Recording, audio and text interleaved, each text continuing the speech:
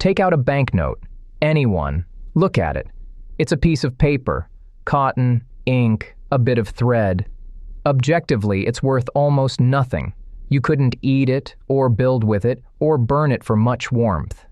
And yet you'd be upset if it blew out of your hand into a river. That gap, between what the paper is and what it can do, is one of the strangest things humans have ever built. And once you see what's actually holding it up, money starts to look very different. Here's the thing nobody says out loud. Money isn't a thing. It's a story. We imagine money is real the way a rock is real, that a coin has value the way a coin has weight. But it doesn't. A $10 note isn't worth $10 because of the paper.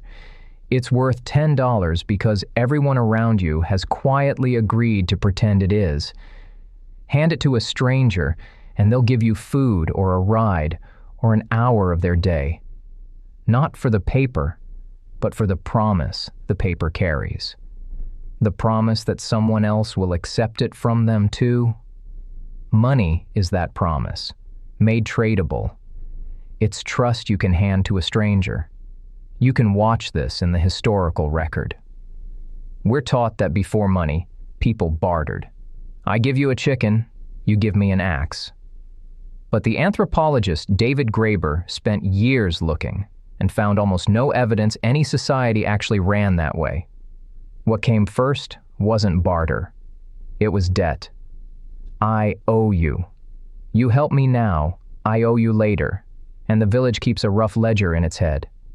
Money didn't replace barter.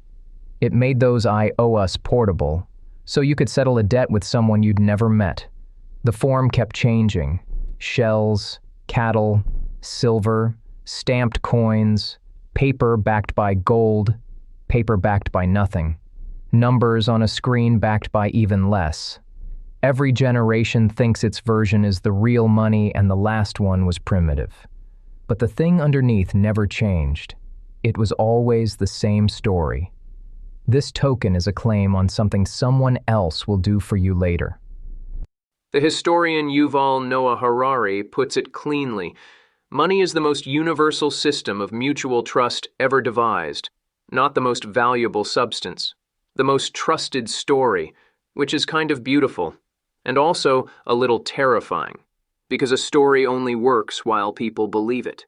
You can see the exact moment belief breaks. In Germany, in 1923, people carried banknotes in wheelbarrows to buy bread, then started burning the notes for heat because the paper was worth more as fuel than as money.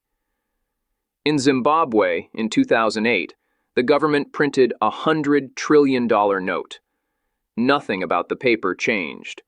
What changed was that people stopped believing, and the instant they did, the money became what it always physically was: paper. That's the uncomfortable truth at the center of it. Money is only ever as real as the shared story holding it up.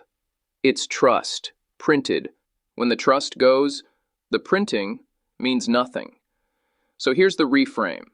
If money is a claim on what other people will do for you, then money was never wealth. It's a receipt for wealth. The wealth is the thing itself, the food, the shelter, the solved problem, the hour of someone's skill. Money is just the story we tell so we can trade those things with strangers across time without holding every promise in our heads.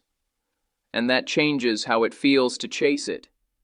Chasing money for its own sake is chasing the receipt instead of the meal, piling up claims you never cash in. It's not that money doesn't matter. It's the most useful story we've ever agreed on, and you need it.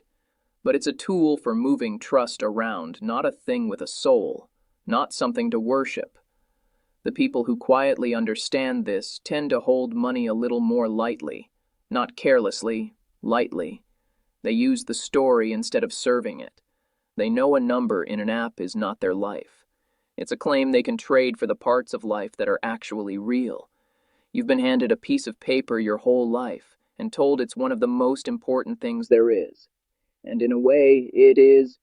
It's the story that lets billions of strangers cooperate. But it's a story.